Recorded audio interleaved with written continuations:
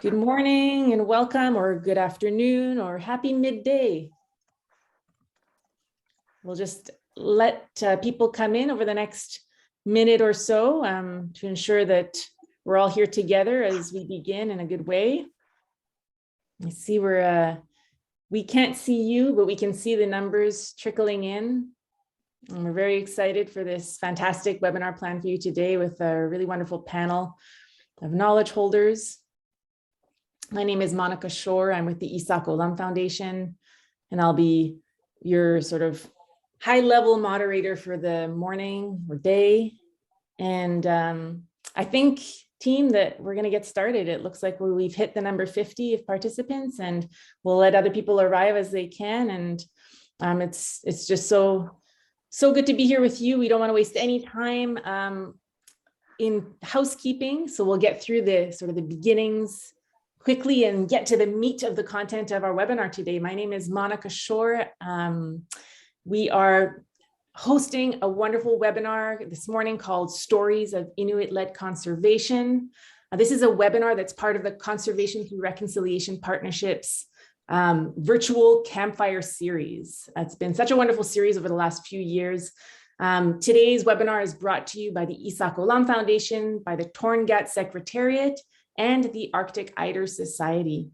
The virtual campfire series really started because we wanted to find a way at the Conservation Through Reconciliation Partnership to ensure that we could still have a space to come together and share knowledge and learn about really tangible on the land initiatives that are happening around Indigenous-led conservation. We've been learning so much about a myriad of topics over the last few years. And today's a special day where we really get to focus in on a topic that hasn't been deeply explored yet, but that we hope to learn a lot about today and over the coming days, weeks, months, and years together. So Inuit-led conservation, what is that all about? What are some examples that we can learn from tangibly? We're recording this webinar as many people are interested in the topics that we explore and then get to revisit them if they can't attend in person or live. And so because we're using Zoom webinar, your faces will not be a part of the final video. So no need to worry if you didn't want to be a part of that. It'll just be a resource for us to revisit in time. I'm going to just take you through a couple of sort of how does Zoom webinar work. Most of you are very familiar with Zoom itself. Webinar is a little bit different as a platform in that there are a couple of different buttons that you can use as participants. So if you want to chat with the hosts and panelists or with everyone, you use the chat button. If you want to ask a question and you want to call our attention to kind of differentiate, just like, hi, everybody, I'm so glad to be here, put that in the chat. If it's a question that you want the panelists or the hosts to answer, put it in the Q&A space. If you would like to ask to speak during the Q&A sessions, and we'll have a couple, and I'll describe the flow of the webinar in a second, raise your hand and we can actually bring you into the conversation here on the other side of the mirror. And you can unmute and then share your question orally. To unmute, use the unmute button, which you'll see on the bottom left side of your screens. And then when you're done speaking, you can mute yourself again, and we'll probably send you back over to the participant group. And those are the main things that you need to know about Zoom webinar. I see there's a little, perfect. There's already a message in the chat, so I can see that coming in. I know that it's working. What we really want to know today is a little bit about you, and we've got an interesting tool called Mentimeter, which is a poll that you participate in by clicking on a link in the chat. It will take you outside of Zoom. You'll answer the questions, and then you will come back to Zoom and see what answers everyone has. I'm just going to stop sharing my screen, and I'm going to give you a little sense of what it is I'm talking about. So I'm going to put a link in the chat. And it's going to take you to, bear with me, one quick second here, folks, a poll that looks like, these are the moments we love, aren't they? This. It's going to take you to your browser, okay? And it's going to ask you, where are you joining from today? And it's going to ask you a few other questions that once you answer the first question, it takes you to the next one. And the link is right. Thank you, Zoom. Here, coming in the chat. So look at your chat box, everybody. Everyone, boom. Okay, click on that link, please, and let us know a little bit about who's here today.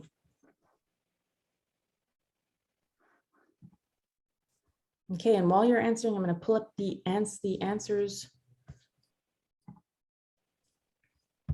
link.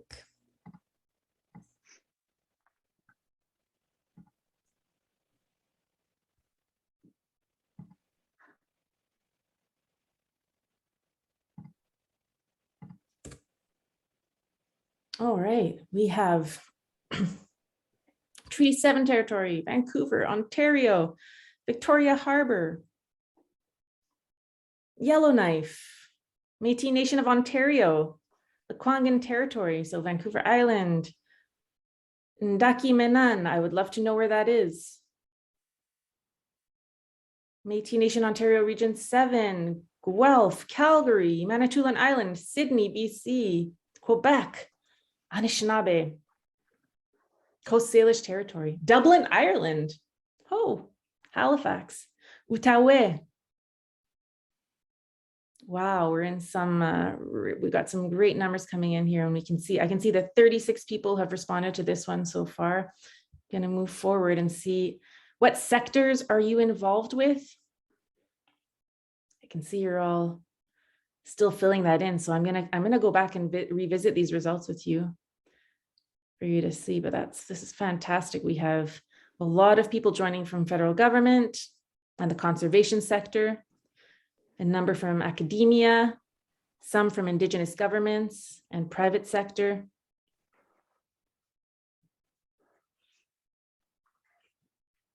Some Indigenous organizations.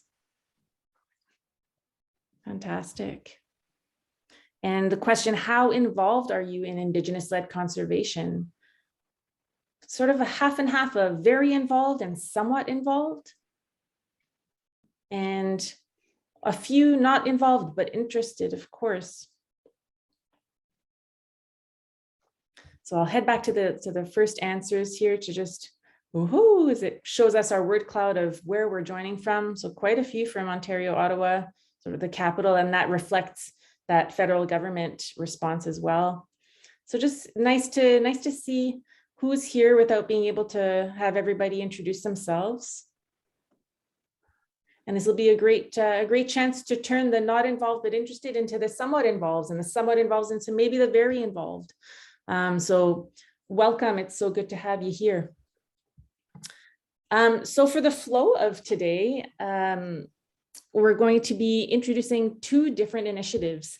I have two wonderful co-moderators with me today, Sude Jamshidian and Justine Townsend. I wonder if you can turn on your videos and give a little wave.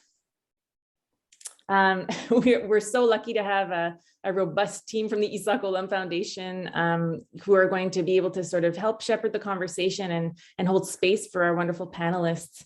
And what we're going to do is have a 30-minute focus on each of the two initiatives, and we have two guests speaking to each of those initiatives. After each initiative is introduced, there'll be 10 minutes to just answer questions specifically about that initiative, 30 minutes for the next one, 10-minute specific Q&A about that one, just to make sure that there's really time for each one to answer questions, especially if they're kind of really top of mind in the moment. Remember to use that Q&A button on the bottom of your screens for your questions. And then we'll have the last half an hour or so to sort of just a general open Q&A with all the panelists. So our panelists today, the most exciting point are Dr. Jamie Snook and Mr. Ron Webb from the Torngat Secretariat. And let me see, was Ron able to join successfully yet? Hi, Monica. I think Ron is, he's now he's getting near. He's as an attendee right now. So Ron, if you're listening, we just need you to raise your hand and we'll bring you in then as a panelist. So Perfect. down I on see you. Promote to panelist. Ah, the powers. Okay, Ron should be on his way. I've done the button. Let me see. Oh, there's Ron. Okay, Ron, we're just, you know, even after 2 years of Zoom, we can still have these issues. It's amazing. I see Ron has just joined the panelist group. And so we're gonna just make sure that he's able to speak so that you can hear him. Ron, can we test your mic at the very least? You'll need to unmute on the bottom of your screen. And then while Ron is finding his buttons there, we're also going to have Sude introduce our second initiative, which is with Lucassie Arragutainaq and Joel Heath. So these are our 4 panelists for today. Lucassie will be on the same camera as Joel, so he's here, and we're very excited. So I'm going to hand it over to Justine to take it from here and introduce our first initiative for today. Okay. Hello, everyone, and thanks for the introductions, Monica. So I think we're going to start with Torngat Secretariat first, right? So we've got everyone here now. So that's great. Thanks for your patience. So it's my pleasure to introduce you to Dr. Jamie Snook and Mr. Ron Webb, who will be speaking about Inuit-led conservation initiatives in Labrador. So Dr. Jamie Snook has mixed Inuit ancestry and is from Mary's Harbor, Labrador. For the past 12 years, Jamie has been extensively involved in wildlife research and public policy as the executive director for the Torngat Wildlife, Plants and Fisheries Secretariat. And during this time, Jamie has been involved in projects focused on caribou as well as many other things. And Jamie completed his PhD at the University of Guelph in public health, where he researched the ways wildlife co-management intersects with Inuit well-being. And then joining Jamie, we've got Ron Webb, and Mr. Ron Webb has been a member of the Torngat Wildlife and Plants Co-Management Board since 2007. Ron has a wealth of lived experience on the land in Nunavut. He has combined a traditional way of life with commercial activities over the past 20 years, and he is a hunter and trapper and operates a trucking business in Nain, Labrador. Ron has also served on the executive of the Labrador Inuit Association and is a founding partner of SIKU Environmental. So as you can see, we're very lucky to have Ron and Jamie join us today. Like Monica said, they'll have about 30 minutes in total to share about their work. And after that, we'll have a quick Q&A, about 10 minutes or so, just focusing on questions specifically for Ron and Jamie and their presentations. And then we'll move on to Qikiqtait initiative in Nunavut after that. So Jamie, I see you're up there. Maybe you want to go first while Ron just settles in some more, or as you wish, but I'll kind of turn it over to you guys now. So thanks so much for joining us. Okay, thank you, Justine. And I just want to check in with my colleague, Ron, and see, are you there now, Ron? I hope so. You're on the screen here, but can you hear me? Oh yeah, I can hear you great. I can't see you, but if you get your video working, great. But we can definitely hear you, or I can there now. So that's excellent. Okay. So yeah, no, Ron, they have us now for 30 minutes. We have to share some of our experiences and things that we've been doing related to Inuit-led conservation. And like we talked about, if you would like to start off, would be great, and share your experiences with the George River caribou herd and the Torngat Mountains caribou herd, and why that was such a priority for the co-management board 10 years ago. I think that would be a great way to kick us off and lead us into sharing the different initiatives that have been Inuit-led since then. So I'll pass it over to you, Ron. Okay. All right. Thanks. I was stressed out trying to get on this, but Yeah, I guess you can hear me. I don't know if I'm on there or not, but the Torngat animals have always been really important to us, Inuit, right from Nain and farther along the south of us. But Inuit were relocated out of Hebron, Nunavut area, and they always referred to those Torngat animals that they hunted and used for their clothing and food, and it's just passed on by word of mouth. There's no pictures that show any of that, but ever since the people relocated, were forced to leave from Hebron, Nunavut area, there was a number of years where there was no hunting going on there, or very little, except for summer and so part of the winter. But still, that didn't lessen the need for those Torngat animals, you know. And I've hunted them. I my first trip up to see those animals, I was 18 years old. I'm 65 now, so that's a few years ago, and they've been important to us. In the fall, summer, spring, when we could access them. They're up in rough country, and it's quite hard to get there now. And even though there's a ban on caribou here now, it's still important for us to take care of those animals. We've always hunted them when the George River herd was out of reach for us.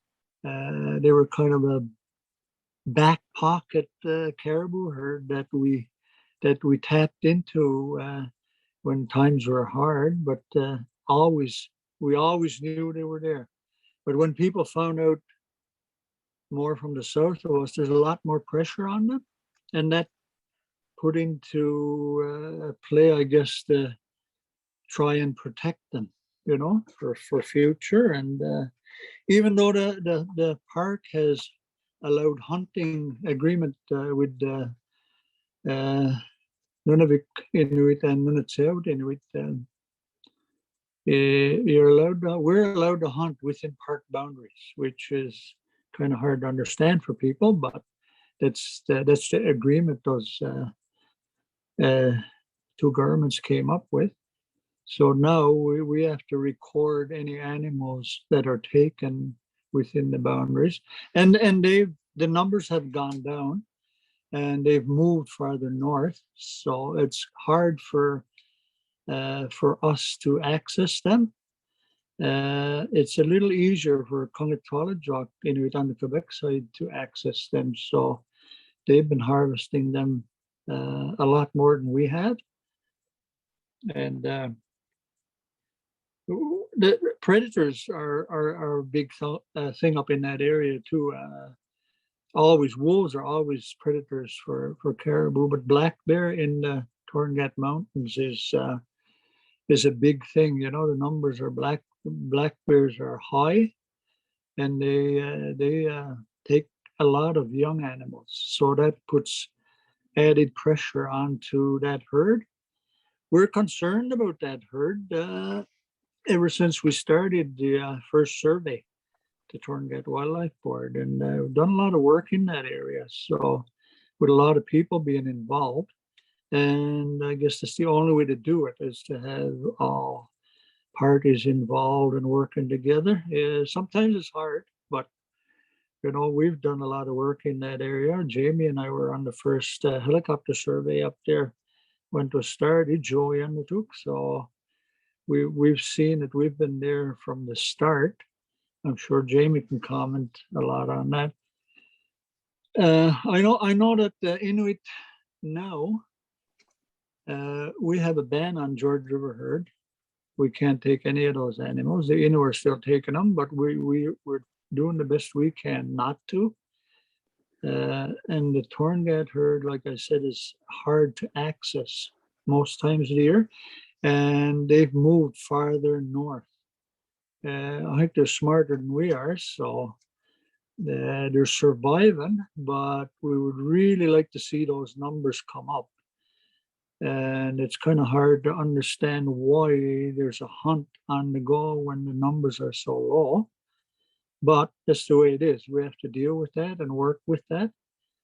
But other than that, I've hunted up in that area with my brothers, and a lot of times longliner on skidoo, and those animals are real good eating animals because they don't migrate like the George River animals as far. They move around, but they're really tender meat and good tasting. And but over the years we've seen them move farther north. All the traditional hunting places that we used to go to, there's nothing there anymore. So it's a big concern that the numbers will go down to a point of where they won't be able to recover. I guess you can say that the same as the George River herd, but these are in smaller numbers. At one point, when I worked up there in the wildlife cabin, when I was 18 years old, they were all over the place. The George River herd came in at one point, and the Torngat animals would run away from them. I don't know if they didn't like each other or what, but they didn't mingle a whole lot, you know. So, and the George River's numbers were up then. But all the islands just north of Nain, about 50 kilometers north of Nain, you would start seeing Torngat animals on every island if you go up in motorboat and through the winter. And now we don't see any there, and it's a big concern. But one of the other big things is always referred to as climate change, and we've always referred to it as icing of the land, you know, glitter. And that makes it really hard for those animals to get food. They move down on the lower land, and their people have easier access to them. So there's a lot more pressure on them then. But they're still important to us, and we're going to do our best to keep working on getting those numbers up, you know. And it's pretty scary when you stop and think about how low they are. But hopefully they'll survive. Okay. All right, thank you, Ron. That was excellent, and I wasn't expecting you to make me hungry when you started talking about tender caribou meat, but fortunately I haven't had any in a really long time. But I'll build on your experiences and just say to people on the webinar that you just heard there firsthand from Ron in Nain how important these caribou are to people in the Nunavut, but especially Nain and Nunavut especially. And it was through Ron's leadership, frankly. I mean, he's humble, I wouldn't say it on this webinar, but essentially it was through his representation on the co-management board that was established through the Labrador Inuit Land Claim Agreement that brought this priority to the table and made everybody pay attention, and assured that work started to happen back 10 years ago. Ko-Siawik would have considered the Torngat Mountain Caribou herd as data deficient, for example. There was no Western science, so to speak, documented on the herd. So I won't go over all of that in detail, but just to say that in line with the theme of today's webinar, it was definitely led by Ron and others in the community. And then we had to get to work and see what we could start doing to co-produce knowledge about the area. So like Ron said, we started to do reconnaissance surveys in the area and get familiar with the land. We did an Inuit knowledge study where we started to document everything that was known by Inuit about the caribou in this region. And it was that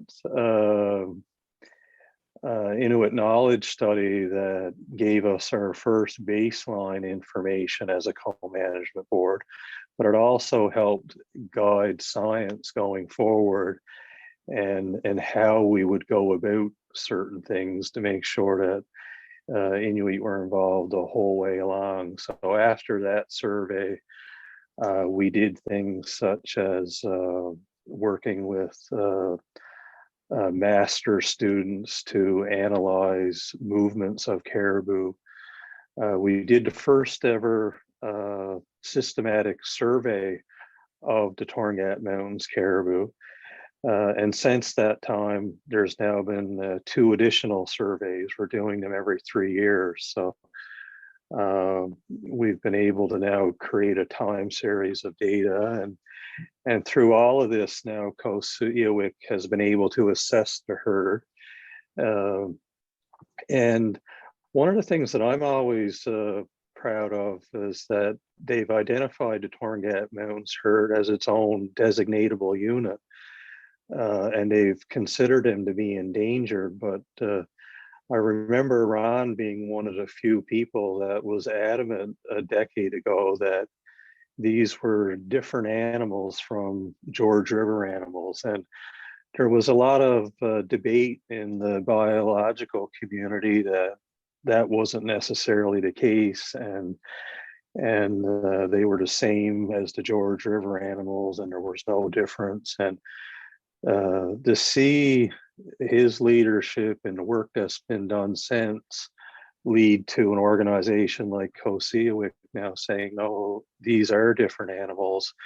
They need to be studied and managed differently, I think was a big accomplishment, an example of a success of what is Inuit-led conservation. So we can't stop now doing work on this herd. We'll continue on, and we're in the process now of we're soon going to release some new survey results. We're going to update the Inuit knowledge study. And one of our most exciting projects that we're working on is a community-led documentary film where we worked with a PhD colleague of mine who was also a student when we first met. He's now Dr. David Borish, and I just saw his name in the attendee list as well. And he's been interviewing Inuit along Labrador's coast, so we could convey that how important caribou really are to Inuit. Some people would debate they're more important to some Indigenous groups over others, and things of this nature. And we want to leave no doubt that caribou are deeply important to Inuit in Labrador. And with that, we would like to show you a small 2-minute trailer of this video that's going to be coming out in the year ahead that we're very proud of, and another example of the work that is clearly being Inuit-led. So Justine, I think maybe you were going to share your screen, if that's correct. Sure, Jamie, I'll share that film right now. Just hang tight for 1 second. Caribou was always a part of our life. I suppose you would call it a stable. We had that every day. To the Inuit culture is important because they're a part of the land, and they share the land with the humans out here. Having a caribou hunt is one of the proudest things that a young man can say, is that they shot their first caribou. It's something that us Inuit love and thrive on. There's just so many emotional reasons why it's important. You look at the land and we just moving everywhere. And they were rolling on the hills like that, like a wave coming after you. So you see them, they're going over the land, and it's all this, like they're enveloping the land. Then after a while, it's sort of, you could almost feel more than observe that there were a little fewer. But it seemed like all of a sudden they got really scarce.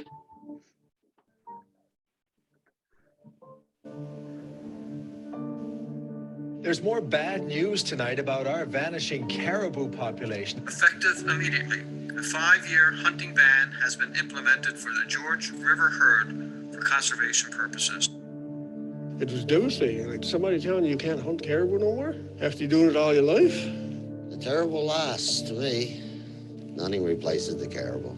You still get a good feeling when you get out on the land, but it's not the same. It was almost like the caribou was the reason and everything else happened after. The loss of a food, a cultural food, is just as high of an importance as language, craft, and art. Someday I hope to continue on this tradition and prove that I can be a good hunter just like the generations before me. Come up with a strategy or a plan or some way that we still can hang on to and teach these values while we still have people who know how to teach them.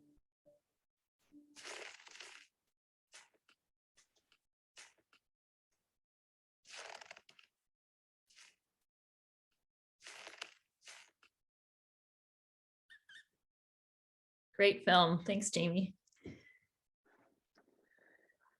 All right, well, that was my comments, I guess, to build on Ron's experience, and it just gives some verbal overview of what we've been able to do working together with Ron. I guess based on our time, do we want to take some questions from people at this point, Justine? Sure, that sounds great. Yeah, let's open it up. And if anyone has any questions, you can unmute yourself and ask it verbally, or you can put it into the Q&A box, which should be at the bottom of your screen. There's a little icon that says Q&A, so you could also type it in there. And maybe there are some there. I'm just going to open that. Well, I can start with one. Jamie and Ron, I was thinking about listening to your presentations, how, in Western and mainstream conservation, when species are threatened, there's like this no-take model. And I was thinking about and hearing in that trailer how impactful that is. Like, can you speak a little bit to sort of the connections to how hunting could be part of the relationship that that people have with species that actually contributes to conservation and stewardship? And sort of, I guess, as a second part to that, what are the impacts, some of the main impacts of this hunting ban for community members? So maybe just building a little bit on that great trailer that you shared. Yeah, no, I'm worried that we might have lost Ron. I'm not sure, but I would like for him to speak to it if he comes back there. But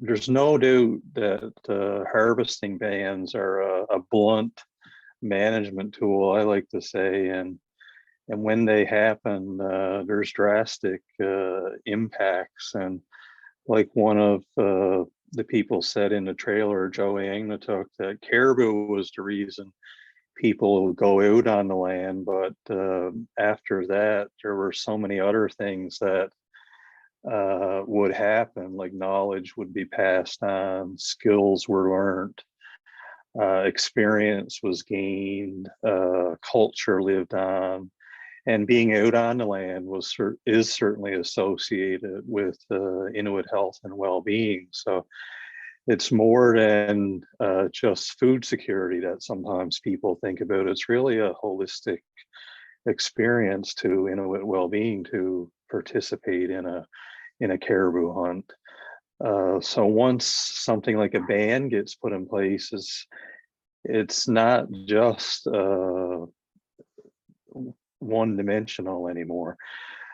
So I could share that from an Inuit perspective, and then from a Western scientific perspective, there's also limitations to a ban as well, because all of a sudden then we don't have knowledge anymore that we would have gotten if there was a harvest happening, and where the animals are to, and so on. So there creates this issue of buy-in at the community level, and then you run into equity issues, and that sometimes there'll then be people who will still carry on their tradition and harvest an animal. where then some won't. So then there becomes fairness issues related to that, and fears associated with enforcement and criminalization of a traditional activity. So it's a very blunt instrument in my view, and there needs to be a lot more nuance and consideration on how do you maintain that cultural continuity so people can still harvest while at the same time prioritize conservation. And that's where we need to be. And it was also mentioned in that trailer how a lot of young people now haven't had this opportunity to harvest their first caribou. So we really don't want that connection to be broken. And that's why you see such a push many times of people still wanting to harvest. Well, thanks for adding in all that extra context. That's really helpful for understanding how impactful that. I liked how you called it a blunt instrument, like probably doesn't have the intention to have those kinds of far-ranging cultural and socioeconomic impacts, but indeed it does. We're just working to get Ron back on the line. I think you might just transferred him over from audience to panelists. So just give it 1 second. There he is. Welcome back, Ron. Don't want to put you on the spot. So we just watched the herd trailer, beautiful work. And we're happy to have David in the audience as well, the filmmaker. And David, also, if you wanted to add anything, we can definitely unmute you, or you can put something in the chat. Happy to hear from you as well.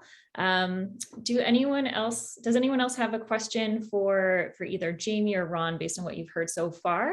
You can just unmute yourself or raise your hand, or put a question in the Q&A.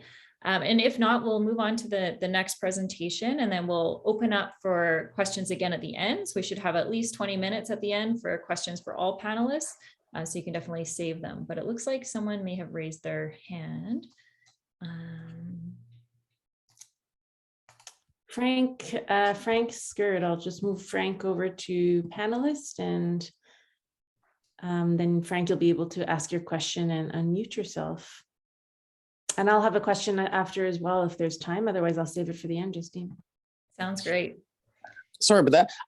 I'm on my phone, so I may have possibly missed it, but what's the decision on the conservation measures with respect to the hunting ban?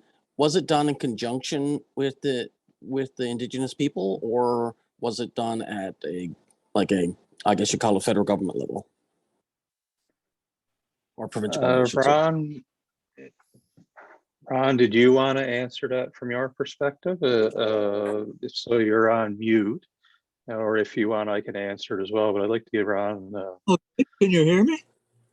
Yeah, I can hear you perfect. Yeah. Oh, okay, finally. Yeah, it was in agreement with Nunavut government. They agreed to put the ban in place and help the herd survive. I think just to build some context onto Ron's comment, Frank, the original ban that came in place by the provincial government, in this case, it wasn't federal, didn't have a lot of initial consultation with the Indigenous groups. Certainly, when I say collective, because there was more than one group, obviously, that cared about the George River caribou, and that was problematic in the beginning. It was basically everybody was hunting caribou, and there was a very liberal hunting regime in place, and then all of a sudden nobody was hunting whatsoever. There was no sort of lead up or step progression to how the ban was implemented, and that got some feedback. But with that said, when it did come in place, like Ron then said, the Nautsituqtiit government later came on board and were supportive and made recommendation to that their members not harvest as well in an attempt to see these animals rebound. Perfect. Perfect. Thank you. Thank you very much. That's great. Monica, did you have a question you wanted to ask now? How do we create more of an ethical space in this work of protecting culturally significant species, or, you know, in the language of federal government, species at risk? What would be a more culturally appropriate way, or an Inuit-led way of protecting a herd that is not a strict ban? Any ideas on that, Ron or Jamie? Well, I guess to work together, I guess it's hard question to answer, because even though we're doing our part and doing our best, and we've always been conservation minded, you know, so what else we could do, I don't know. I know there's a lot more discussion that needs to be in place. The worst thing is silence. You know, the provincial government puts things in place, and we don't hear from them anymore. But we're working together more. I guess that's the thing that we can look at now.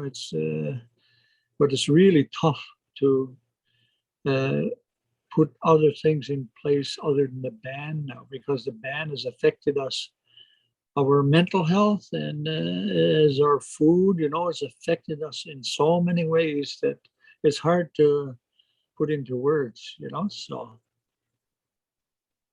Absolutely. Jamie, anything you'd like to add?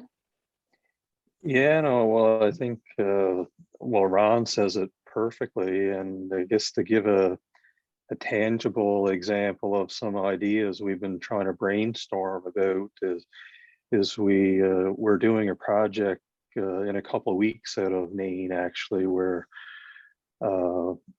we are taking a group of elders and youth, and we're going out on the land for a 5-day trip. And we're basically going to simulate a caribou hunt and go caribou hunting, with the exception of actually shooting the animal. So the youth will have cameras, and we're hoping this will be a first step as a project to keep that cultural piece in line, like I mentioned. And we're also doing this in the southern part of the Nautsituqtiit and Regalet and the Mealy Mountain Caribou herds. So we're looking for ideas to keep the cultural connection there. But we've also heard through some of our qualitative research that Inuit want to be the caretakers and monitors of these herds. So it's also a way for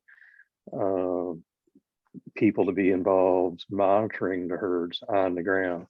So we're really excited to see how this works out, and we hope to be doing this type of on-the-land monitoring over the next 2 or 3 years, and we're excited about it, and hopefully we can prove that it's meaningful and get the buy-in from federal and provincial governments, so that even if it's as simple as coming back with 1 caribou or 2 caribou, so that a community feast can be had and the whole holistic experience could be shared back at the community, that would be well received. Like, any amount of caribou meat is not going to be turned away. So we're trying to go with small steps and see where that leads. And then in the meantime, like Ron said, all of the governments and all of the different Indigenous groups need to buy in and be on the same page, we feel, for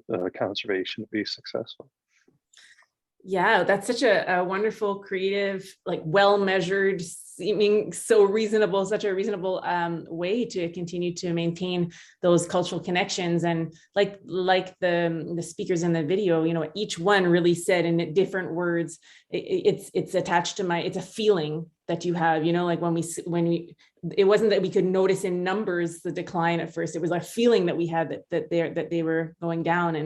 And that really, that how everything connects, you know, the food we eat, you know, our mental and emotional well-being, you know, the ceremonies that we practice, and how, you know, and everything, how it all starts with this species. You know, clearly it's an important species to all, and how we can approach its conservation, you know, is critical in a way that also allows for the connections between Inuit culture and that species to being conserved and maintained as well, because those connections are as powerful as, you know, the need for that species within biodiversity itself. Seems to be a resonating piece from what you've shared. And I'm sure there are more questions that will bubble up for people as we kind of sit with this. And I'm wondering, Justine, is it time for us to hand it over to Sude to make sure that we have time for both? Oh, you are muted, my friend. You always have to do that at least once in a presentation. Yeah, thank you so much for the great questions and dialogue. That was fantastic. There's one more open question, but if that's okay, anonymous attendee, we'll save your question till the end. So we're going to move now to Qikiqtait Conservation Initiative in Nunavut. Sude will introduce our panelists, and then following that, we'll have the opportunity to have another Q&A at the end. So we'll get to your question as well as to any other ones.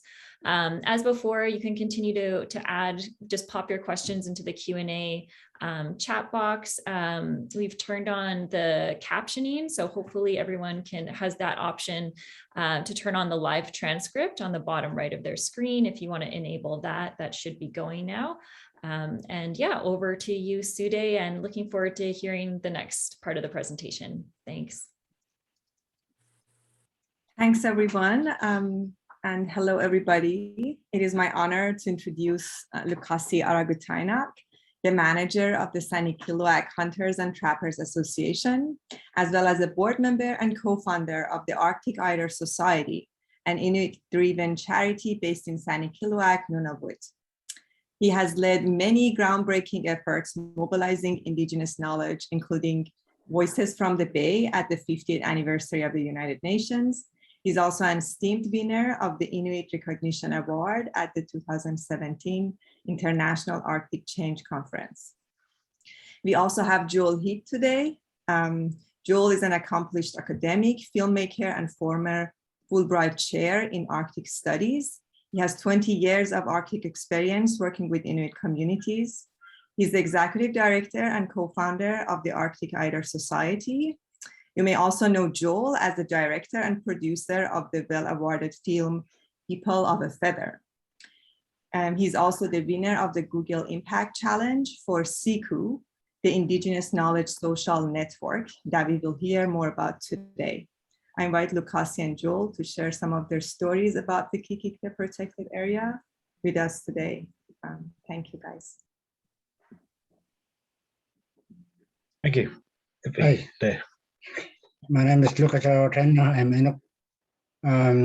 I want to briefly touch conservation from Inuit perspective. At the beginning, when we start hearing conservation or something like that, and we just kind of look at each other, what is he talking about? And we realized, so we were so used to it, and we didn't even know it was there. But beginning to understand when the policies and regulations start to come in, that there's something going on here, and because they don't understand what the conservation is, the way we understand it, and especially towards the wildlife.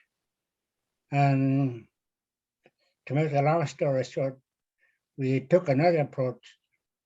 We will do whatever ourselves, we will do research, we will do monitoring in a way that the policymakers will understand. So that's when we start doing sampling, research, whatever they may be within Hudson Bay or around Belcher Islands. So I'll leave it at that, and I'll get Joel to talk about from that what we're doing so far. Joel? All right, it's a pleasure to be here and share a little bit. We'll give a quick introduction on the Arctic Eider Society, and then we'll kind of get more into the Qikiqtait case study here. I'm just going to share my screen.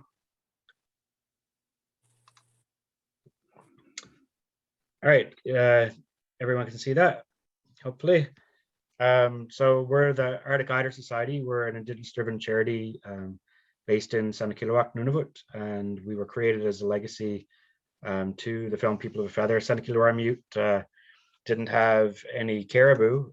There used to be caribou, but they died several hundred years ago when the freezing rain covered it up, and they were kind of extirpated from the area. And so the community adapted quickly by shifting to eider ducks as the main source of clothing and food, traditionally using the skin parkas and now using the down collected from nests. And that was showcased, as you heard in our film, People of a Feather, which really catalyzed a lot of the momentum that we've had for research, community-driven research, addressing community priorities and that sort of thing. And it's really been about listening to hunters. My role, I came up here as a grad student and I was told, congrats, you have a PhD, but you're still kindergarten in Inuit-led. And so I was convinced by Lucassie, who spent his career bridging the gap between Inuit-led Inuit knowledge and science, for me to help on the other side of that, kind of giving up the science to learn more Inuit knowledge so I can help bridge it from the other side, working together. And so that's kind of been the main approach. It's all about self-determination for thriving communities. The eider down is the warmest feather in the world. But we want to emphasize that we don't just do duck stuff anymore. It's really a metaphor about just because technology is new doesn't mean it's better. How can we incorporate the best of nature's technology and Inuit innovation with modern tools? And how can we bring together Inuit knowledge and science? And just because we have this fancy new app, the SIKU app that we're going to talk about, if you don't put it in your tiki, it's going to freeze. And you still need your harpoon to check the ice. But by working together, we can make a lot happen. So our three pillars are around community-driven research, helping provide employment for hunters using their skills and knowledge systems on the ice to document environmental change, address community priorities. Education programs for youth, getting youth involved in programs on the land, as well as using program outcomes from the land to help teach math and science in schools.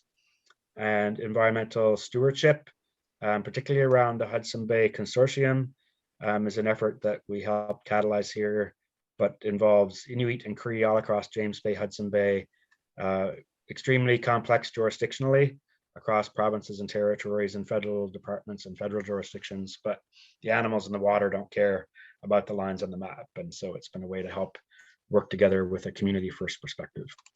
Today, we're going to focus on Qikiqtait, which is part of the stewardship pillar and research. We're based out in the middle of Hudson Bay on the Belcher Islands archipelago. This is what it looks like in the wintertime when there's a land fast ice bridge, the Tuvak that forms straight to the mainland.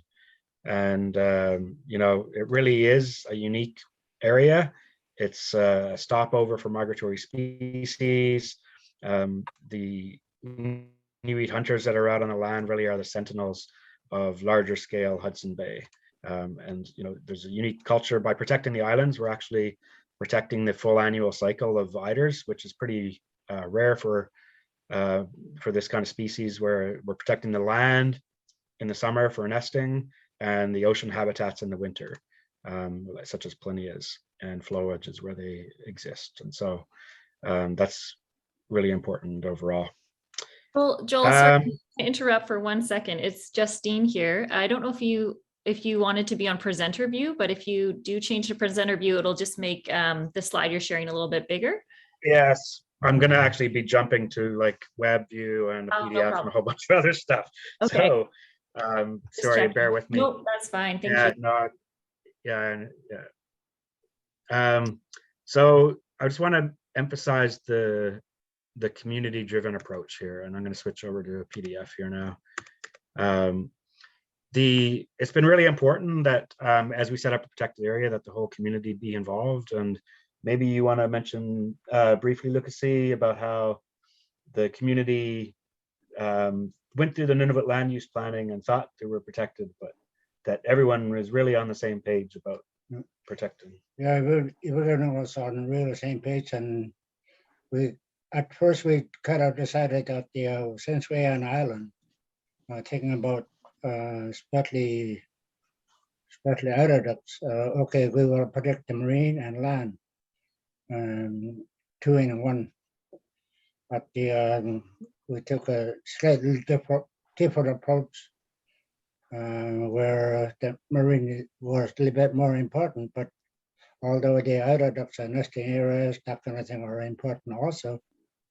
But at the same time, as soon as they go into the water, and that's when where we are thinking the area should be protected. So we traveled the whole belt islands to be marine protected areas so far, and we've been doing a lot of meetings and coordinate how we're going to do it. It's kind of interesting because we had to translate all that and integrate it in a way that people will understand. Come on.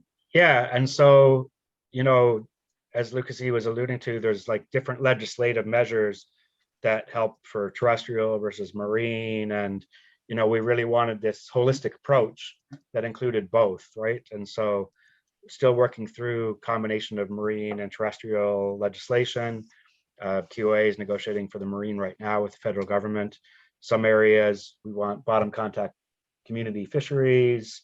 And how do we, you know, there's not one piece of legislation that's in place that really helps the kind of holistic Indigenous approach. So and the Indigenous protected conserved areas concept isn't legislated, so there's no formal protection and stuff associated with that. So we've been working through that, but also like promoting a whole of government approach. You've probably heard that word a lot, and we've kind of really responded with a whole of community approach on our end as well, right? So it's not just a couple of representatives, and even in terms of the jobs, it's not just like a couple of people that get guardians jobs and everyone else isn't involved. We want to show you a little bit about how we've taken an approach that involves the whole community throughout the process, and why that engagement is important for the comprehensiveness of the information and the stewardship, and just like the whole buy-in to the whole program. So that starts with the Qikiqtait Steering Committee, which is made up of Hamlet, Arctic Eider, and HTA representatives, and our representative to the Qikiqtait Inuit Association, all working together to kind of help coordinate on local activities and outreach with the communities. And you've heard about the different types of activities that we do. We want to share a little bit about SIKU, which is the mobile app that we've created. It's 3 platforms. It's a web platform, an Android, and an iOS platform, as a way to help do all the things, and in order to engage the whole community in the process. And we're pretty excited about the outcomes that are very tangible and measurable. And like Lucassie said, to help empower communities that have been sitting across the table from government or from industry, from academics, and been often told that, yes, what you're telling me is interesting, but it's anecdotal and storytelling. And, you know, the consultants have all these fancy analyses and data, and have been able to brush aside Indigenous communities. And the approach that we're taking is showing that not all, but a lot of Indigenous knowledge does have data behind it. And so I want to just briefly tell you about Peter Katuk, who's an elder that passed away a couple of years ago, that has had a real impact on the direction of programs in Sanikiluaq and Arctic Eider, including SIKU. He's quoted here as saying, "It's time for the harpoon and the computer to work together." And Peter was a hunter that was out at the flow edge every day in winter hunting seals. and he noticed that the diets of the seals were changing. And he mentioned that to researchers. He talks about that in People of a Feather a bit, that he was seeing less cod, which he liked to eat the cod in the stomachs of seals, and more shrimp. And that was every day he was there. He made his observation. He talked to other hunters and elders in a peer review system. The difference is that Inuit-led is based in oral history, and scientists are excruciatingly good at writing everything down. And so the real difference is that it wasn't being written down.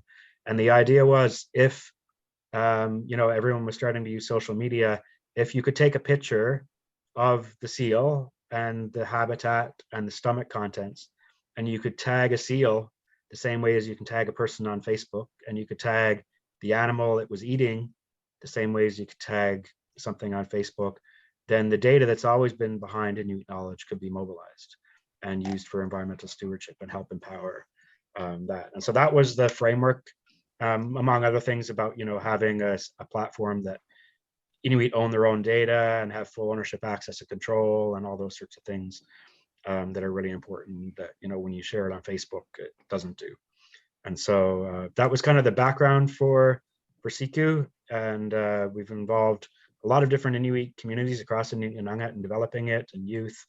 But we want to showcase a little bit today about the Qikiqtait case study for that, and what it's made possible for Guardian and Protected Areas programs that is kind of changing the national dialogue on what's possible through Indigenous-led conservation. So Justine, if you don't mind playing that Qikiqtait case study video that I sent to you in the chat there, that'll be great. Do you need me to stop sharing my screen first, maybe, or? I'm not sure. I might be able to do it over top. Just one second. Okay.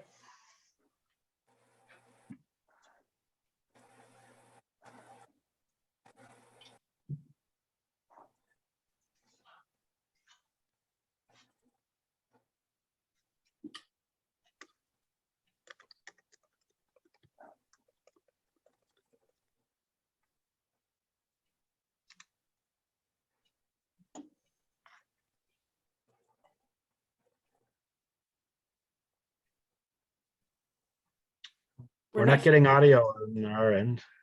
Yeah, no audio here, Justine. Yeah. There was actually another link I sent you after too, but it doesn't matter, whatever one works. Okay, one sec. I think I know what's going on.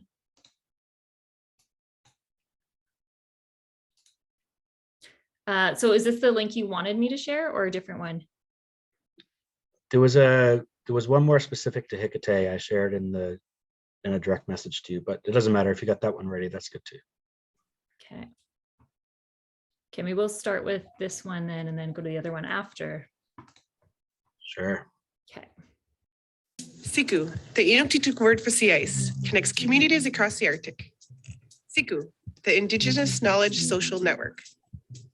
SIKU is a mobile app and web platform created by and for Inuit, providing tools for weather, ice safety, and hunting stories, as well as knowledge transfer and language preservation. The weather's changing, the ice conditions is changing, and when we're driving a snowmobile or walking, we have to think before we get on that ice. So this one's no good. If you try to pass by through this, you'll lose your snowmobile. SIKU puts Indigenous knowledge and observations front and center alongside weather and safety services, including sea ice products, tides, marine forecast, and satellite imagery. This lets hunters share dangerous and changing conditions with their communities using their own language and knowledge systems. We used to get our information on 5 different websites.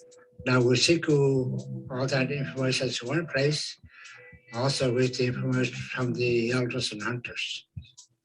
SIKU includes profiles for wildlife, sea ice, and traditional place names in multiple dialects that are taggable and act as living wikis of Indigenous knowledge. Using the mobile app while you're on the land, posts such as hunting stories and GPS tracks can be recorded and uploaded to SIKU when you are back in your community.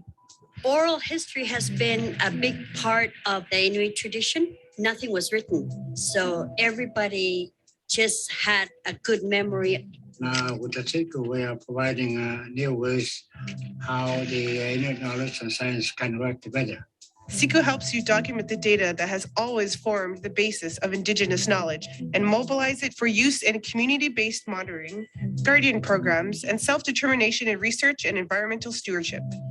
With SIKU, we get to decide how we share our knowledge. SIKU is a safe place to share our hunting stories. As the only social media platform putting Indigenous rights first, SIKU includes privacy settings tailored specifically for Indigenous knowledge, ensuring that no one can use your data without permission. You become a hunter because you keep practicing and you follow, and you let the elders take the lead. You still need your harpoon to stay safe on the ice. And now with SIKU, you can mobilize your knowledge, connecting hunters, elders, and youth for the benefit of future generations. I think Inuit clothing, the feathers that we use, and traditional tools combined with technology and the tools of today's modern youth, and you put them together, would be amazing. Integrating Indigenous ways of knowing with a suite of modern technologies. SIKU, the Indigenous Knowledge Social Network, now available for Android, iPhone, and online at siku.org. Brought to you by the Arctic Eider Society.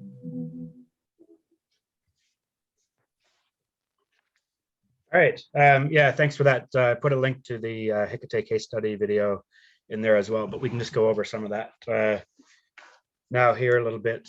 So with, we have a more typical Guardians approach where there's hunters that are involved in a bunch of different research and monitoring. And so over the years, SIKU kind of started helping connect together community-driven research programs in Nukshwak, Umirak, Kujarapik, and Shisaasabi and Sanikiluaq to look at the large-scale cumulative impacts of environmental change, changes in freshwater regimes, and really helped connect the communities and provide a way to work together. And so all that information was available in real time to the community members so they could know what was going on in their backyard and start each community having a piece of the puzzle, start to piece together the big picture. And so that's kind of where the concept and the piloting of it initially started. And since then, SIKU has kind of taken off. We have over 10,000 users across the north, and it's being used for a bunch of different programs in different communities. It's to help support individual hunters. It's to help support communities that they know what their priorities are, and they just need the tools for data collection and project management in a simple way where they can use the map filter and take screenshots like this for reporting. And it's been really amazing to see that come together. And so we're going to focus in on Sanikiluaq, but I just wanted to show you quickly first the power of working together with a tool like this. This is from the SIKU Goose Watch. This will start again in the spring. And basically it's a great way to show when the geese are arriving and kids getting their first goose pictures posted just like Facebook on the news feed.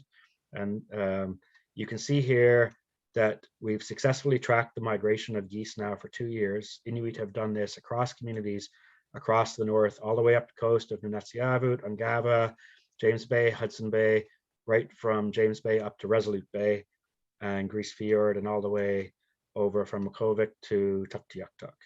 And you can even see things like the flyway of snow geese that go up the middle. You can see them in Qikiqtait and going up through Arctic Bay and right up to Grise Fiord. So you can see the flyways. And so in addition to helping show, like in Sanikiluaq, we like to know when Kujarapik and Shaspi have their geese so that we know when to start waiting for them. And so it's helping knowledge transfer between the communities, but it's also showing that Inuit can document the timing of migration, the timing of nesting, the timing of hatching, the different flyways at scale for the whole north. Like it's never been done before. And so you can think about, how much time and effort has Environment Canada put into banding programs. They have their purpose, but look what's been done in 2 years by Inuit who are on the ground every day. And just by taking pictures and documenting it with date, time, location, and that sort of thing. And so it really shows the power of investing in Inuit for large scale Arctic change and climate change sorts of information. Similarly, for ice conditions and other climates, we have some funding to help other Guardians programs get started through a new program for SELA for SIKU around climate change. This shows what's been possible with ice. And just today, our 2022 Ice Watch is launched. There's a new version 2.0 of the mobile apps that just came out that includes this ice chart and ice posts, as well as all the satellite imagery available finally on the phones. And basically you can see that across the north, Inuit have been documenting using their own language, their own ice classification system, changes in the ice, which helps with local safety, as well as documenting changes in the climate. And so this product is a SIKU ice map. It combines front and center Inuit knowledge about ice. It combines smart ice data. It combines an actually like understandable version of the Canadian ice charts, where you can see that the landfast ice or tuvok here is showing the Snook flow edge, Eider is there, so you can see the location of the flow edge from that. And you can we actually also process Sentinel-1 radar on the fly to look at how rough or smooth the ice is, and it shows up as this product that's shows green is where it's smooth and red is or purple is where it's rough, and can help people with trip planning. And so combining Inuit knowledge and science there in the throughout the ice season, yeah. And so helping with local safety, but also showing that by investing in Inuit, you can get large scale climate at scale for the whole north, like has never been seen before. So I'm just trying to get the Zoom controls out of the way of my screen. There we go. So this is back to the example like Peter Katuk had talked about for seals. This is our resource inventory, our baseline data. I've just filtered the map for the Qikiqtait project. And you can see all the seals and polar bears that have been documented over the last few years. And this is an example of a post on the left. You can see the seal. There's information about body condition. The hunter has tagged the animal, indicated it's a juvenile male, average size, and body condition is fat. The habitat is tagged as Eider, which is Snook or flow edge. And the picture of the stomach contents is tagged as the shrimp. And you can see a pretty awesome picture of a bunch of small shrimp that have been showing up in the stomachs of seals. And throughout the year. All year round, exactly. So this map shows the distribution of seals and polar bears that we've been looking at some of this diet work in. And then I'll go back quickly and show you some results. And Lucassie presented this at Arctic Change there 2 years ago now.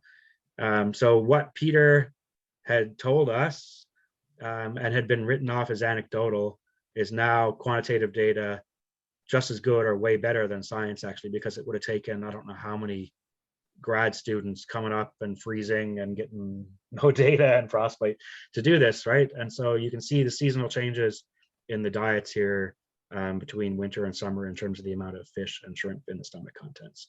And so this has also given us information about shrimp and fish for our resource inventory for Qikiqtait. This is fish. Ahead of using SIKU, we now have 120 people in our community of 900 people that have posted using the SIKU app. And we didn't really know anything about fish ahead of this. And fishing is one of the most popular activities. People are making posts. We're tagging the pictures for future machine learning and to help make sure they're counted accurately.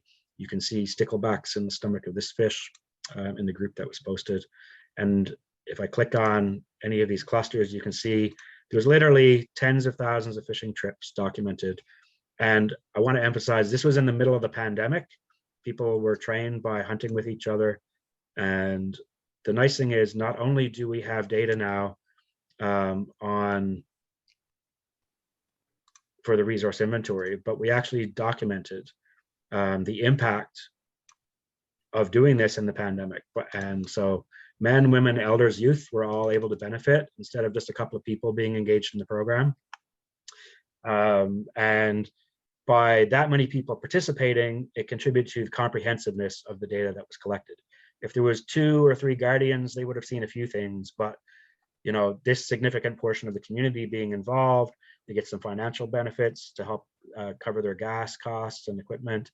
And the data is now amazing, basically. And so it's not just the map. Here you can see the timeline.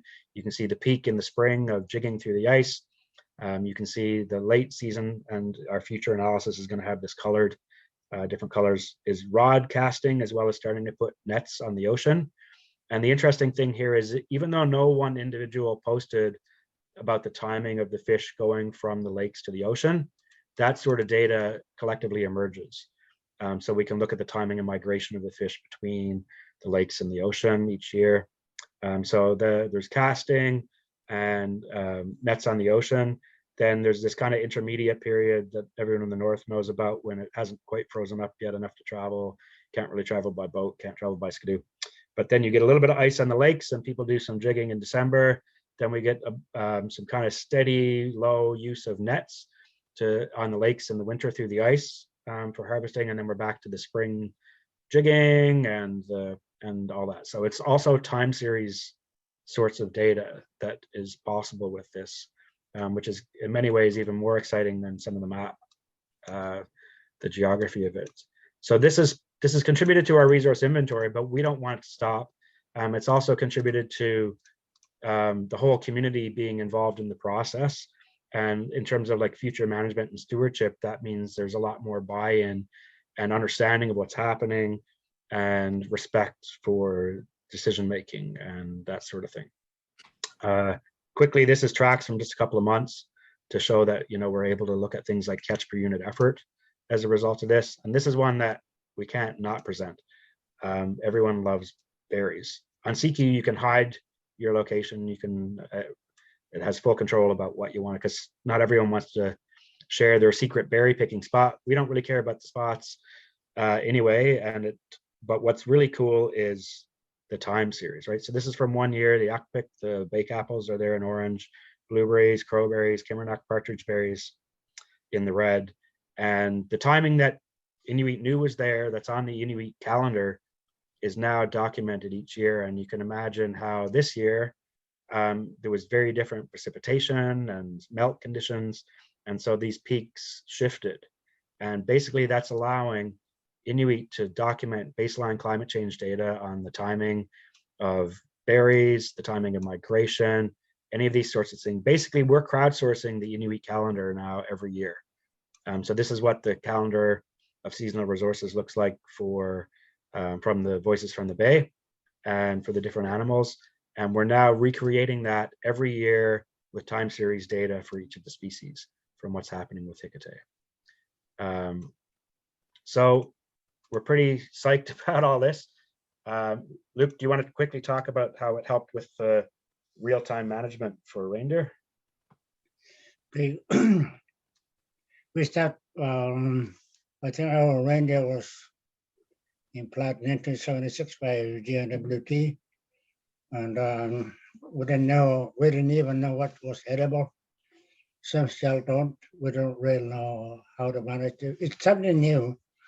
So from 1990, we have been locally. We've been trying to ground survey every 2 years, and we've been doing that since 2000. I think.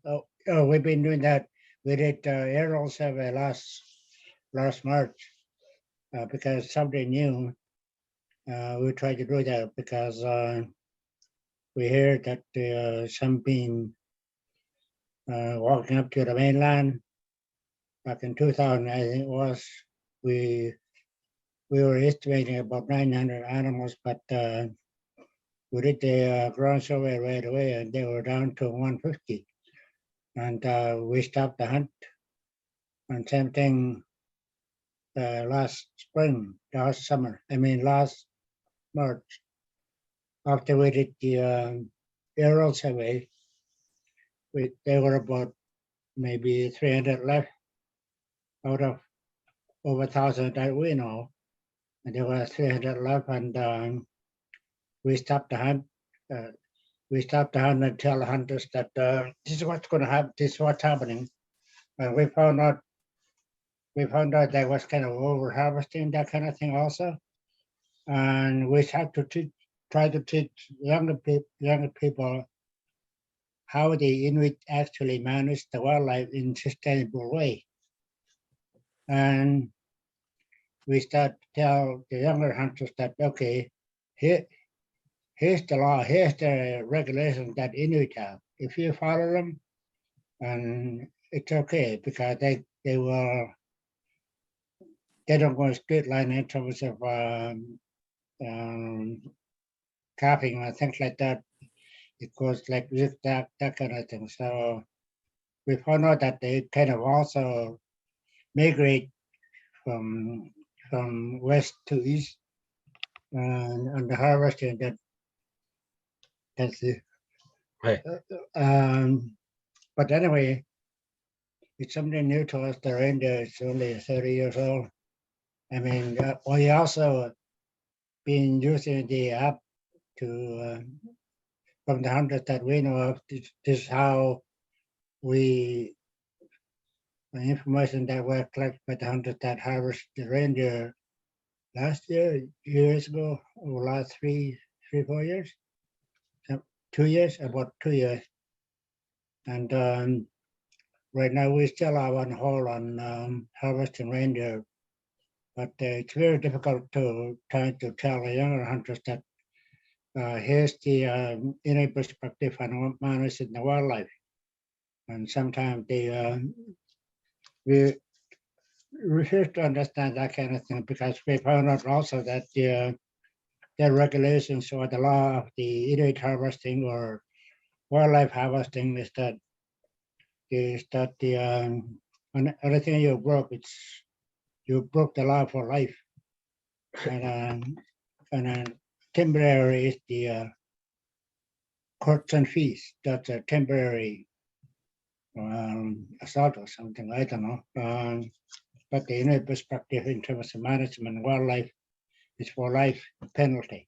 So we're trying to teach our young people to do that, because at the same time we try to stop the hunt in a way that the savages would do. So we're trying to work on both sides, in order for the both sides to be happy. Thanks, Luke. And the real time, like having the information about harvest levels available in real time to play into that decision by the HTA board was a first. I'm sure we're running out of time. We can wrap it up. I just want to end by saying that, we've been able to do this for the different species. We're looking now at a social return on investment for this. We really want to use this to, not only did it help crowdsource the resource inventory, it showed how many fish came back in the pandemic and the value of those fish to food security versus store-bought food through that investment in helping do both the stewardship and contribute to food security. We're also looking at the data return on investment.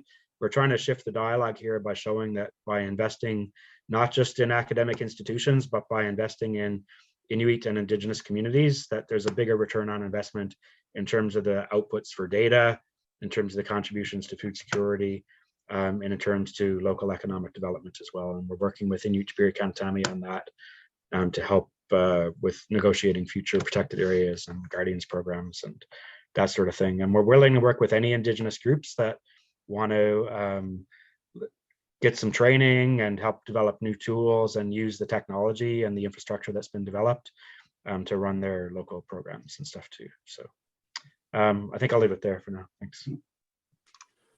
Thanks, Joel. Do you want to share the other film about Qikiqtait? It's only 2 minutes, so we could actually show that one as well. It's okay. Most of it includes what I talked about there already anyways. So sure. People can check that out later if they want. Great. So we are going to just transition to the question and answer because we're at 11:30 now. And so I will be adding other people to the spotlight and asking them to join in. I'm just really excited about what you shared, Joel. And so I wanted to ask a few questions about your work and about SIKU. Can you tell us a little more how other communities can have access to this? Like, how can they start Do you have any resources available for people to get in there?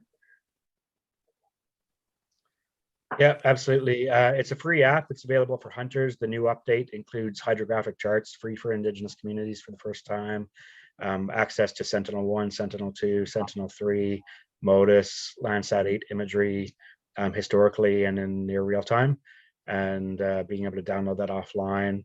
That app update, that was all available on the web, but that is now available as of today on the mobile platforms as well, which was a lot of work, and we're very excited to launch. And so we have funding through a program called SILA for SIKU, which is helping build on the ICE work. It's the Inuit knowledge system, that language, not just words, it's the words that are being lost and that are most important to environmental monitoring, but it's also the framework for Inuit Haimaitukanga about ICE and being able to use your own language to document climate change, using your own science, Inuit classification system. So the program is helping expand that to include terminologies for water, snow, permafrost, women's knowledge around climate change indicators, ocean currents.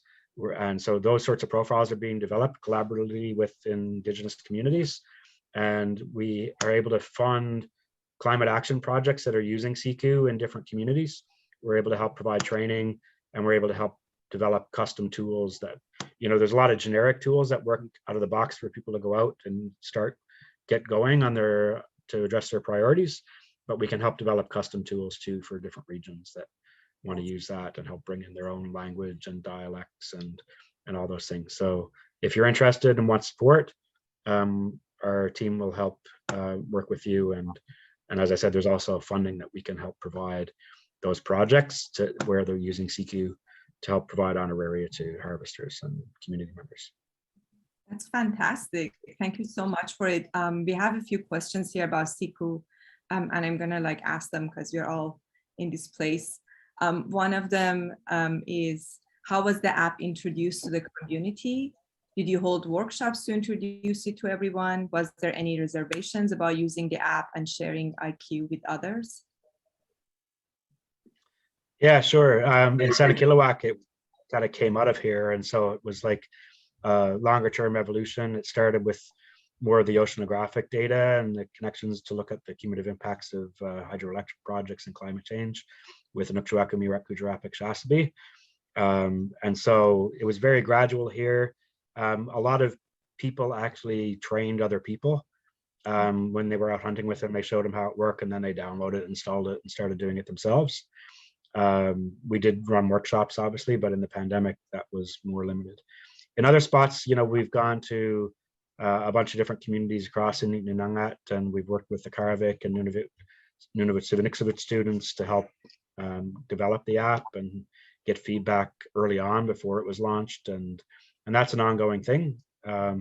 So we have a lot of training resources and videos. Here's how to make an ICE post, and that we can help provide to support those sorts of training activities. And we can also provide training to project managers that can train trainers, and that to show how the web platform, like for the map filtering and data exports and all that, can be used.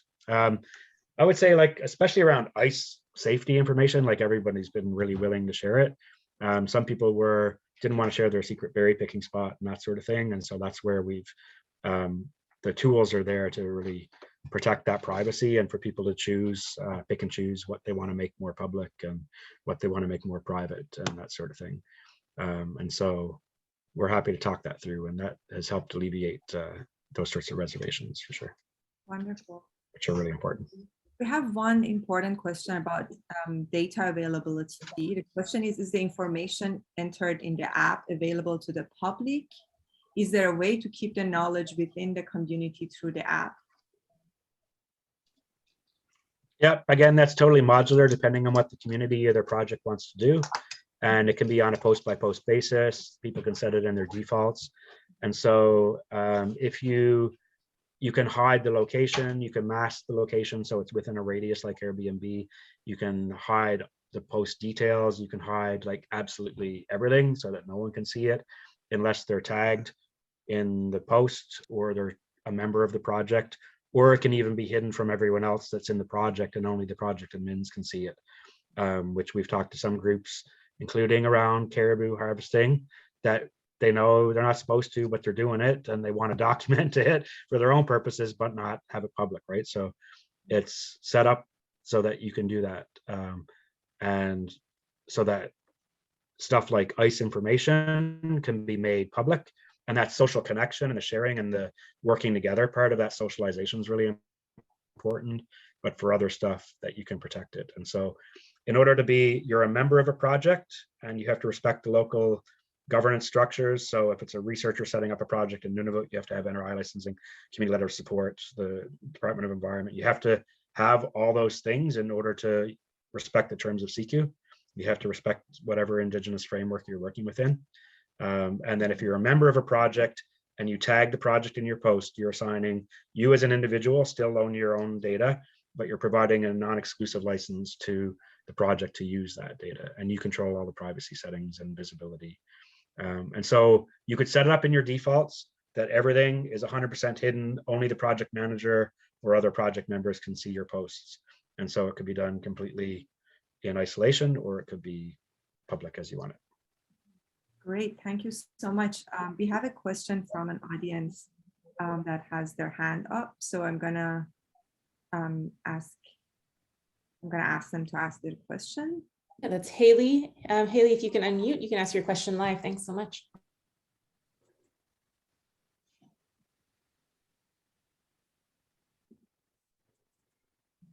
Hi, sorry, I don't know how I put my hand up. That was an accident. I did actually have a quick question. I was typing in the chat. Now I realize there's no critical habitat, is my understanding, actually on in Sanikiluaq or around Sanikiluaq, at least for Nunavut species at risk. But if there were to be critical habitat identified in the future, or if there's a risk for poaching of critical, like of endangered species, is that taken into account with the privacy settings that are available on the app? For example, in the south, there's a poaching issue for certain species of snakes, and so the exact location of where these snakes can be found is not shared publicly.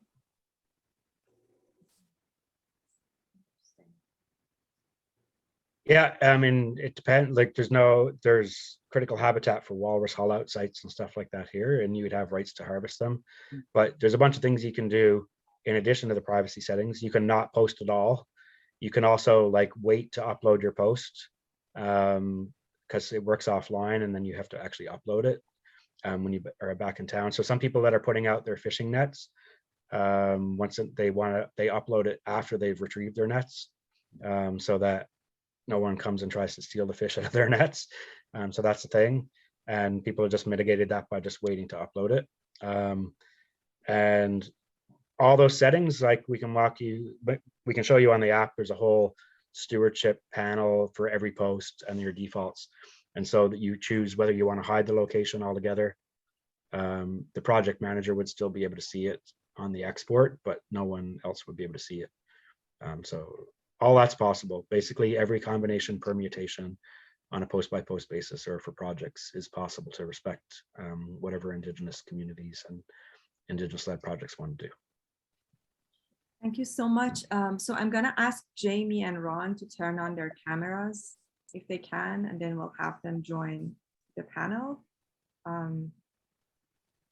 Yeah, it's been such a fantastic presentation. There are so many people expressing enthusiasm in the chat. I don't know if you've been following, and I've also been doing a little bit of coding just to support the live transcript, which shares some interesting interpretations sometimes. It's not as accurate as we would like. So it's, you know, there are some really great parallels in the work that that all four of you have been doing, and you know, you're finding a way together to demonstrate the integrity of Indigenous knowledge systems and Indigenous data collection, and doing it, in slightly different ways. And I'm wondering, just to broaden the conversation now to all of our panelists, if Ron or Jamie, you have any reflections on what you've heard shared by Lucassie and Joel in their presentation, and what parallels you've been seeing and hearing. Did you have a comment, Ron? Yeah, it's really interesting. I watched that on a show before about the eider ducks, and to hear it from these guys is really important, because we utilize eider ducks here too. We don't get access to them in the winter though. We can't get out to the lower as easily as, and they don't stay in the rattles, we call it. But it's really interesting to hear the way you're doing things and improving on things. One of the reflections I had listening to Joel and Lucassie's presentation is just thinking back to when it all started. I can remember when I think they were both at the Arcticnet conference maybe 10 years or more ago to launch the app, and it was still in the developmental stages. And huge congratulations to you for seeing it now today with so much data in there.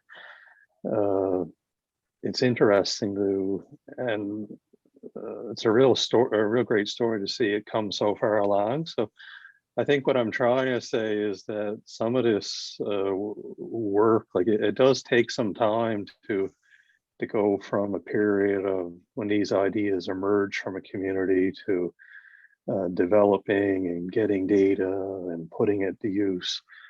So for policymakers that may be on this webinar or might see it, it'd be really great to put that in context, that sometimes we need funding and support for more than just a year or 2 years, but it really takes buy-in for these types of projects and to support a longer term vision.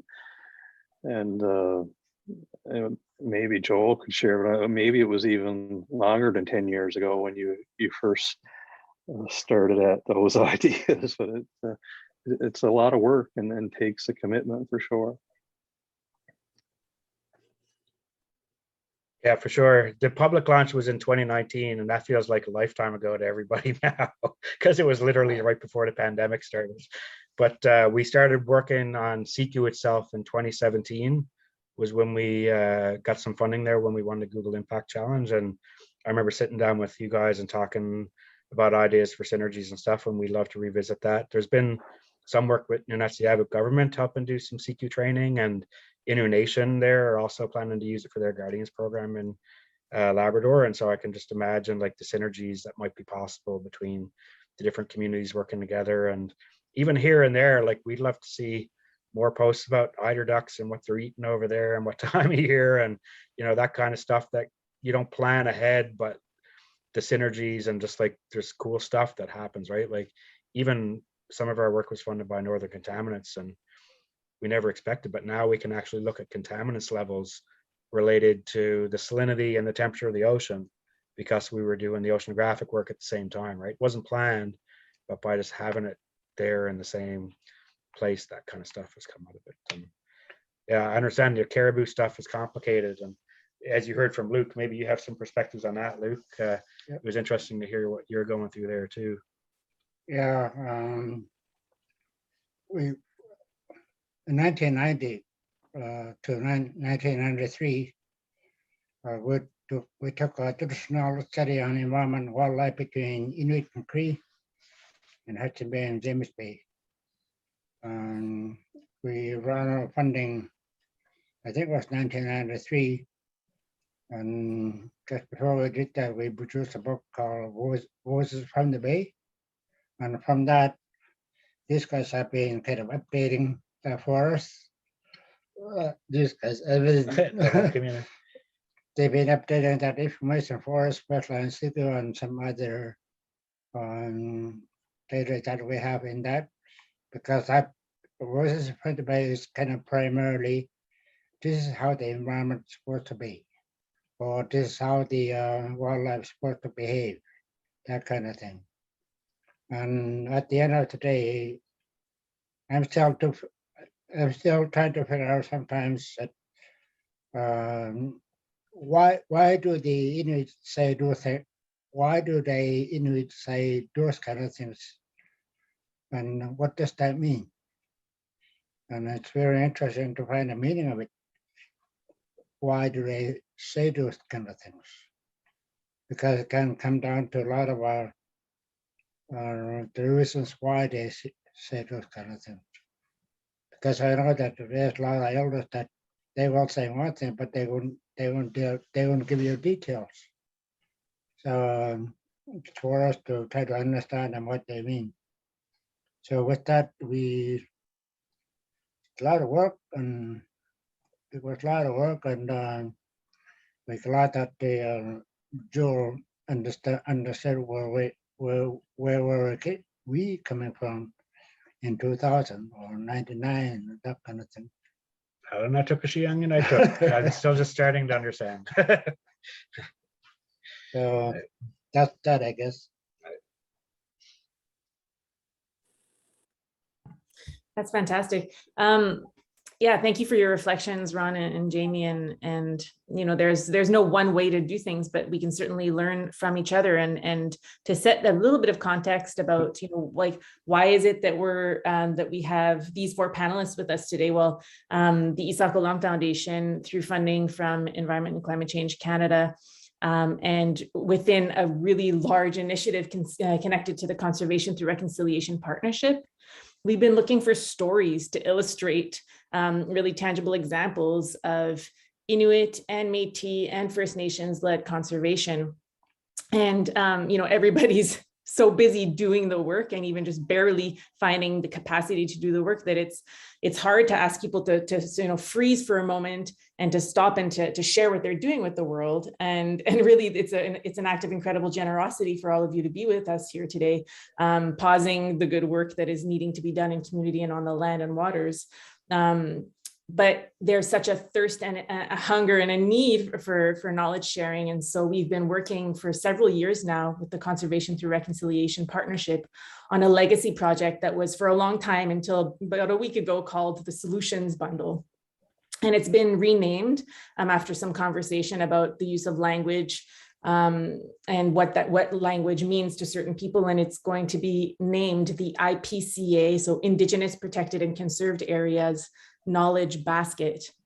And this knowledge basket is going to be an online portal where it's sometimes described as a textbook flipped inside out, with stories really being at the forefront of the resources, and sort of like the written, like, just, you know, technical descriptions being there, but more in the background to really highlight the good work that is happening across Canada in a distinctions-based way, and within, you know, First Nations, Inuit and Métis, you know, cultures, that really, you know, the different approaches that are happening on the land that are Indigenous-led. And we want to be empowering and highlighting and showcasing those voices and those stories on this sort of this national portal. It'll be hopefully the go-to for, if you want to learn about Indigenous-led conservation, this is where you go. And so the stories that Lucassie and Joel and Jamie and Ron are sharing with you today will be illustrated for you in a really beautiful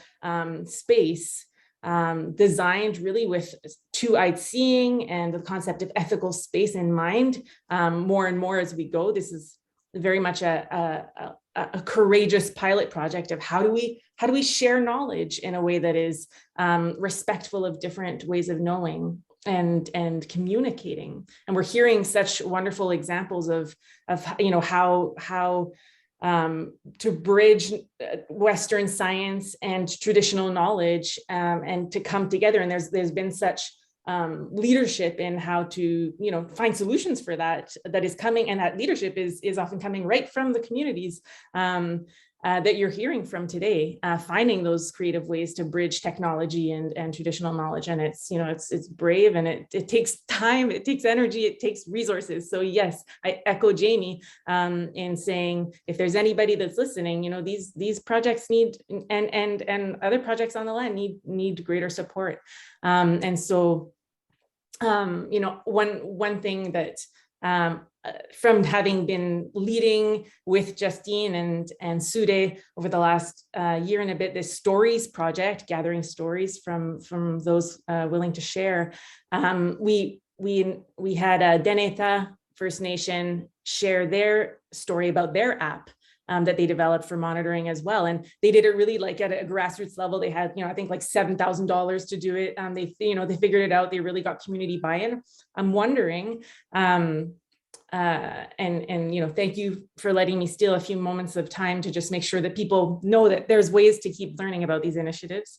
But I'm wondering, Lucassie and Joel, if you have been in contact with others across the country who are leading Indigenous-led protected area sort of projects and using apps as well. And if there's an opportunity for a bit of networking to occur and knowledge sharing for those who are interested and maybe using a different technology.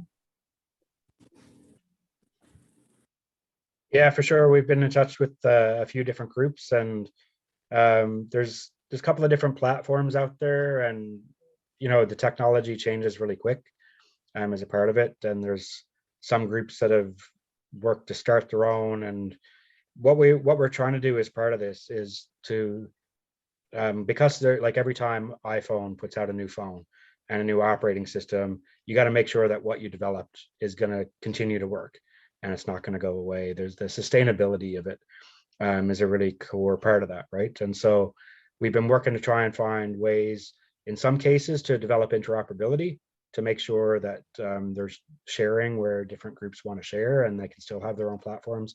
In other cases, we're working on, so that not everybody has to pay the cost of the technological development. And so we've tried to make SIKU in a way that is generic and builds on a lot of technology stacks that do things that a bunch of people want to do, so that not everyone has to do them. And so that's, for example, like it works offline. When you're out hunting, you can take your maps and satellite imagery offline.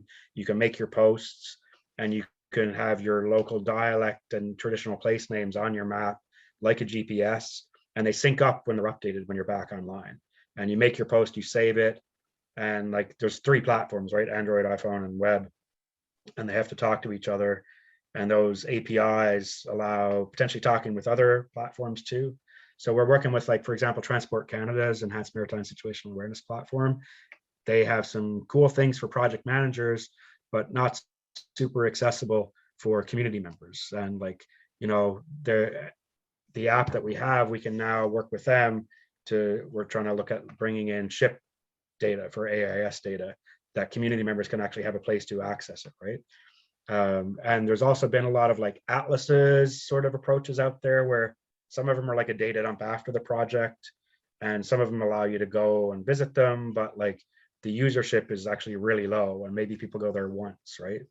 But if we're providing by listening, every researcher wanted to have their own platform out there and that, but no one was going to see them, and there was a lot of time and money being put into duplicating efforts and doing that. And so the idea is like, there's never going to be one platform, but if we take an approach that we start at a grassroots level, what do Indigenous communities want? What do Inuit want to work? And that's like weather services all in one place. And, we're going to have a version of Windy, and the next big phase is centralizing a lot of weather services. Already on the web, you can get your tides, marine forecast, your hourly forecast. You can get all the satellite imagery I mentioned now on the apps, all in one place at low bandwidth. And then when you make your environmental observation about that seal, you're also, not only are people getting that service, you're linking that metadata to your posts to help you with managing your climate change projects, to do your analysis and stuff too.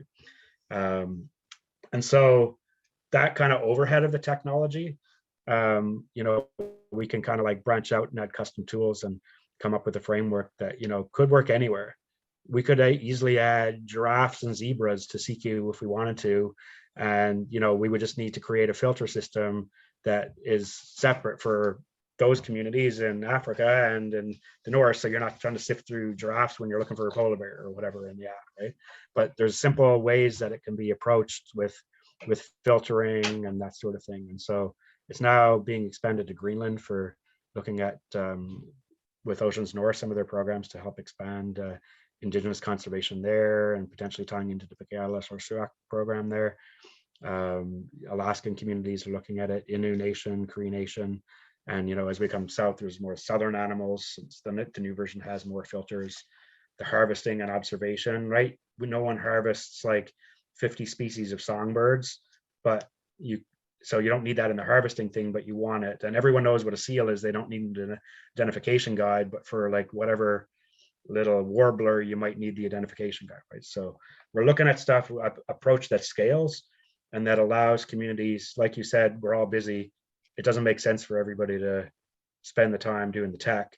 We want to focus on our programs on the ground, right? So that we can help cover the overhead costs. A framework, we don't own any data. You posted on SIKU, you still own it. We've written ourselves out of the privacy policy for it. Indigenous communities own their own data. So a way that helps limited resources be shared and allows communities that want to run projects to have the project management tools and still be able to develop custom features and tailor it for their own needs. But then when we add those sorts of features, everyone else benefits from it too. And we make sure that it's maintained across all 3 platforms and across all the technology updates and stuff. So we're happy to talk to groups about customizing it for their own programs. We're also happy to talk to groups that just want to do their own thing, but want to talk about interoperability or just share learned experiences and stuff too. Like, so. Fantastic. In very simple terms, is that when we had read data and Indigenous knowledge study that I was talking about, and we started to question because they were kind of reluctant to give the information to the outside sources, that kind of thing. And they start to talk about, well, if we don't give out the information, they will never understand us. We will be in the same situation as we have been for a long time because they don't understand how the environment and wildlife works.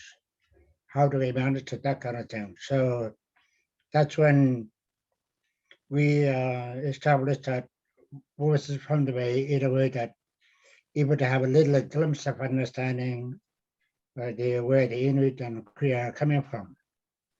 And in terms of funding, well, that kind of thing, like, let's say if we are talking about marine protected areas, they have to be community have to produce the management of that. And once that time comes, all we kind of have to do is that put the information together because the information is there already in terms of management, that kind of thing. And we thought it was very difficult, but it's kind of very simple because the information have been in people's mind already because they've been doing it for years, managing the water, the land, the wildlife. So that's in short, kind of. Thank you, Lucassie. I can't believe it's already been 2 hours minus 2 minutes that we've been together. It's the time always flies by. Gerben from Métis Nation of Alberta, nice to see your question in the chat.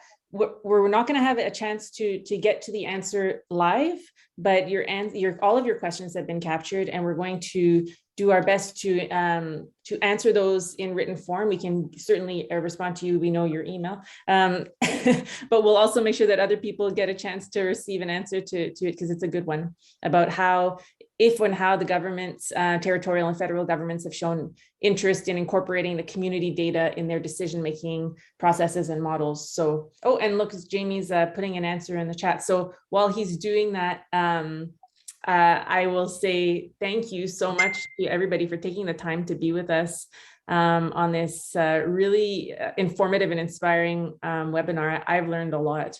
The virtual campfire series just keeps pumping out really interesting and informative dialogues. And we have one coming up on the really important topic of two-eyed seeing, which of course relates to things that we've talked about today.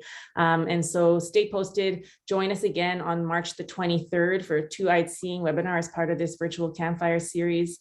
And thank you for your interest. Thank you for your interest, and show your commitment to Indigenous-led conservation by continuing to participate, by following the stories when the IPCA Knowledge Basket is launched in June of this year. And show support and capacity, and listen to the needs that are expressed by those doing the work on the ground. Much has been said on that already today. Thank you so much. Thank you to our wonderful panelists, Lucassie, Joel, Jamie, Ron. I hope everybody has a wonderful day. On behalf of the Conservation Through Reconciliation Partnership, the Isaak Olam Foundation, the Torngat Secretariat, and the Arctic Eider Society, adieu. Thanks, everybody. Thanks all. Have a good day. Have a good day. Bye.